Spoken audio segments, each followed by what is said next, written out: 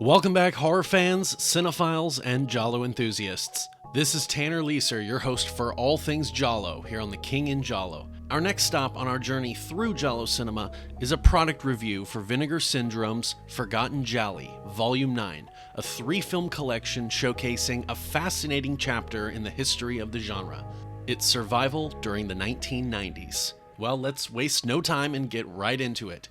Here is Forgotten Gialli, Volume 9, Overview. When most people think of giallo, they think of the 1970s. They think of Argento, Martino, Bava, Fulci, and the golden age of black gloves, razor blades, and elaborate murder mysteries. But the genre didn't simply disappear when that era ended. During the 1990s, theatrical productions became rarer, budgets shrank, and filmmakers increasingly chased the booming direct-to-video and export markets. Yet the giallo endured, adapting to changing tastes while retaining much of what made it unique in the first place. Forgotten Gialli Volume 9 brings together 3 examples of this late-period evolution: Bruno Mattei's Madness, Pierfrancesco Campanella's Buggie Rosse, and Alfonso Brescia's Murder in Blue Light.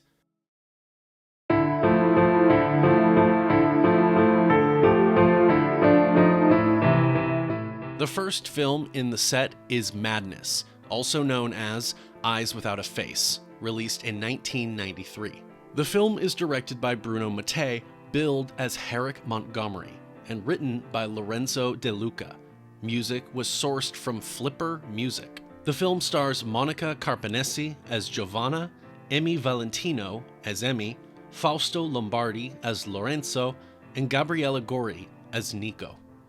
The plot follows Giovanna, a successful comic book artist whose Dr. Dark series has made her both wealthy and controversial for its graphic violence. When a real-life killer begins reenacting the brutal murders from her comics and delivering the victim's eyes directly to her, Giovanna finds herself trapped in a nightmare seemingly lifted from the pages of her own work. As the murders mount and public scrutiny intensifies, she attempts to escape the growing hysteria by fleeing aboard a boat. But distance offers no safety. The killer remains one step behind her, and the line between fiction and reality becomes increasingly blurred. Is a deranged fan using Dr. Dark as a blueprint for murder? Is someone trying to frame Giovanna for the crimes? Or is there a deeper connection between the artist and the bloodshed surrounding her? As the body count rises, Madness unfolds as a stylish late-period giallo where imagination itself becomes a deadly weapon. Of the 3 films in the set, Madness feels the most like a traditional giallo. Built around a black-gloved killer, a series of gruesome murders, and the increasingly blurred line between art and reality, it often plays like a loving throwback to the genre's golden age, despite arriving nearly 2 decades after that era had largely passed. At its core is one of the genre's favorite questions: what happens when violent fiction appears to inspire real-world murder? In fact, Bruno Mattei wears his influences so openly that some of them are impossible to miss. At one point, the film even lifts a famous exchange from Dario Argento's Tenebrae almost verbatim. Can I ask you something? If someone is killed with a Smith & Wesson revolver, do you go and interview the president of Smith & Wesson? If they kill someone with an electric drill, do you take it out on Black & Decker? Yet, despite its obvious inspirations, there's an earnestness to Madness that makes it surprisingly charming. Rather than approaching giallo as parody or exploitation, Mattei seems genuinely interested in crafting a stylish mystery filled with paranoia, suspense, and outrageous set pieces. While he's often remembered for his more notorious genre excursions, Madness stands as one of his most sincere attempts to make an honest-to-God giallo. And for fans of both Mattei and the genre itself, there's a lot to enjoy here.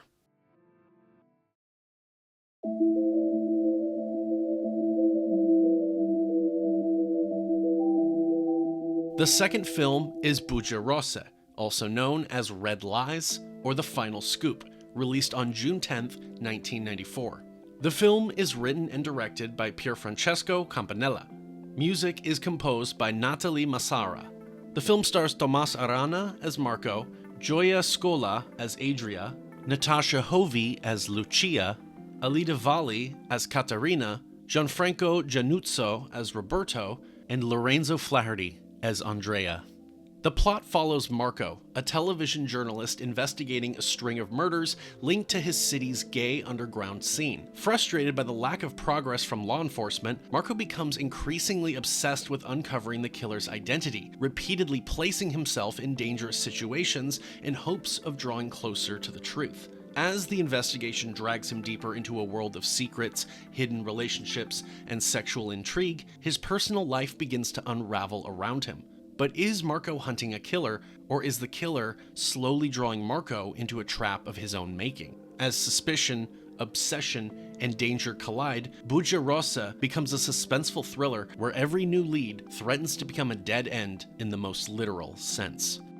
For me, Buggie Rosse is perhaps the most historically interesting film in this collection. While many late-period gialli simply recycled the formulas of the 1970s, this film makes a genuine attempt to drag the genre into the 1990s. At its center is a journalist investigating a serial killer operating within Rome's gay underground scene, a premise that inevitably invites comparisons to films like William Friedkin's Cruising. Yet beneath the murder mystery lies a story far more interested in questions of identity, desire, and obsession than simple whodunit mechanics. What makes the film especially fascinating is how it combines classic giallo concerns with distinctly modern elements for its time. Marco's investigation leads him through nightclubs, cruising spots, and even early internet message boards, giving the film a surprisingly forward-looking quality. At the same time, it remains firmly rooted in the psychosexual tensions that have always defined the genre. As Marco descends deeper into the case, the film repeatedly blurs the line between professional curiosity and personal fascination, raising uncomfortable questions about attraction, perception, and self-discovery. More notably, Buggie Rosse approaches its queer characters with a degree of neutrality that was uncommon for the genre. Where earlier gialli often reduced such characters to punchlines, deviants, or convenient red herrings, this film largely presents them as people inhabiting the world of the story, allowing the drama to emerge from the mystery itself rather than from their sexuality. Anchored by a strong performance by Tomas Arana, fresh off one of the decade's strongest gialli, Body Puzzle, and supported by a memorable score from Nathalie Massara, Buggie Rosse feels less like a nostalgic throwback and more like a filmmaker genuinely trying to imagine what a giallo might look like in a new era. The result is a thoughtful, stylish thriller that remains one of the more unusual and ambitious entries in the genre's final years.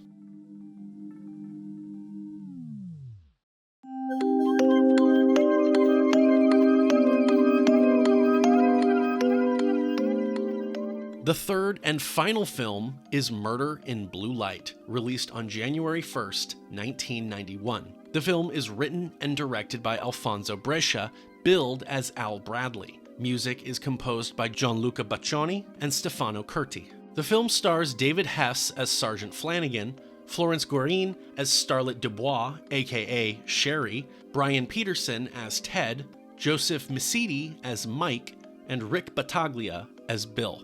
The plot follows Starlet, a successful fashion model living a double life. By day, she moves through New York's fashion world, but under another identity, she moonlights as a dominatrix and role-playing companion while pursuing a deeply personal mystery connected to her past. Her search centers on a man she has never forgotten, a figure whose true identity remains frustratingly out of reach. At the same time, a serial killer is stalking the city, leaving a trail of victims that soon draws Starlet into an uneasy alliance with the sarcastic and perpetually exasperated Sergeant Flanagan. But who is the mysterious man Starlet has spent years searching for, and what secrets from her past continue to haunt her present?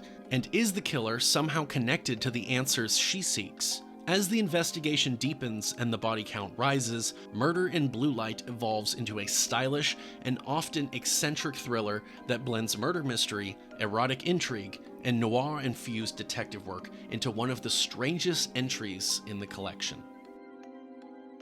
If Madness is the most traditional film in this set, and Buggie Rosse is the most self-consciously modern, then Murder in Blue Light is undoubtedly the sleaziest. Directed by Alfonso Brescia, who brought us Naked Girl Murdered in the Park, Brescia is a filmmaker who seemed able to jump into almost any genre the Italian market demanded. This feels like a late echo of the New York set exploitation thrillers Italy was producing a decade earlier. Think The New York Ripper. You have actual New York City street scenes, Times Square sleaze, a fashion model living a double life, a serial killer in a cop outfit and mask, and David Hess as a gruff detective trying to impose order on a movie that keeps getting stranger around him. What makes it so entertaining is how proudly eccentric it is. The film blends amateur detective giallo, police procedural, erotic thriller, and late-period Italian exploitation into one messy but strangely compelling package. Florence Guerin gives the film exactly the kind of hypnotic genre presence it needs,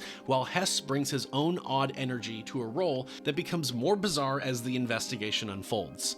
Add in the blue and red lighting, the New York locations, the dance-friendly early 90s soundtrack, and the film's willingness to veer from grimy sleaze to outright absurdity, and you get something that could only exist at this strange tail end of the giallo cycle. This is not the title I would hand to someone as their first giallo, but for viewers already deep into the genre, Murder in Blue Light has a lot of late-era charm. It captures the feeling of a genre trying to survive by absorbing whatever was around it. Erotic thrillers, music video aesthetics, American cop movies, Times Square grime, and old-school Italian murder mystery mechanics. It may be uneven, but it is absolutely not boring.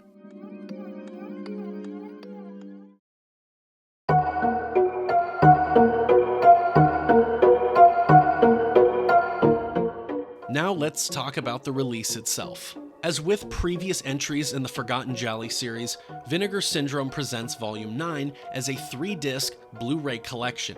Each film receives its own dedicated disc and reversible artwork, creating a presentation that feels consistent with the rest of the line, while still giving each title room to breathe.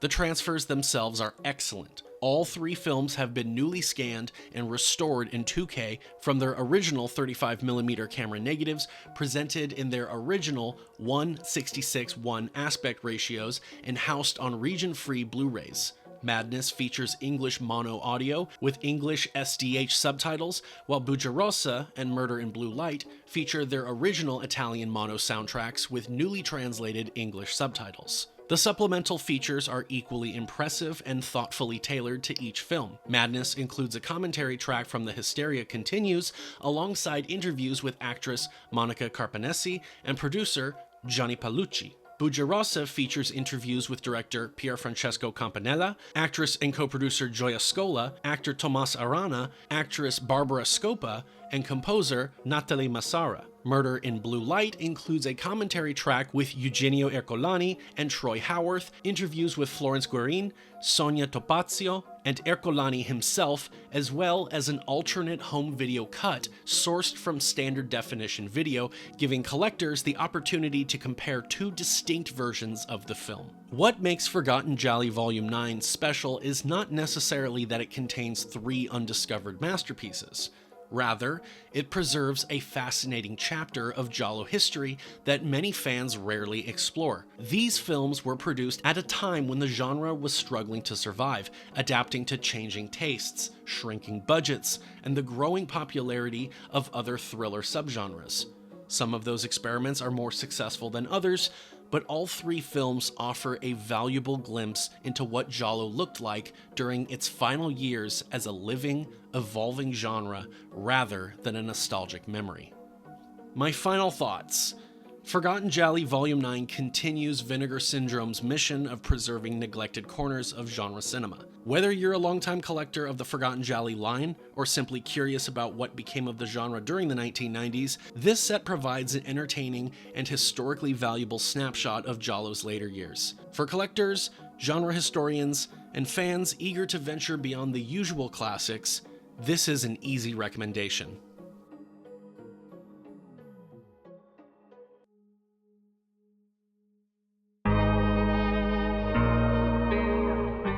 And that's my product review of Forgotten Gialli Volume 9, available from Vinegar Syndrome. If you've seen the films, let me know what you think, and if you have the box set, what are your own thoughts on the release, and how do you rank the films yourself? Do you think this is a worthy Forgotten Gialli release? Check out my unscripted talking head movie review videos covering the individual films from this box set. Thank you very much for your continued support. This is Tanner Leeser for The King in Giallo, and if nothing else, I'll see you next time.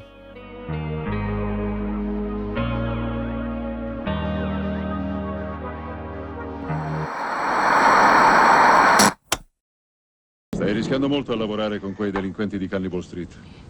Va all'inferno. Non posso. Ci sono già. Poverino. Ci vediamo in giro, eh?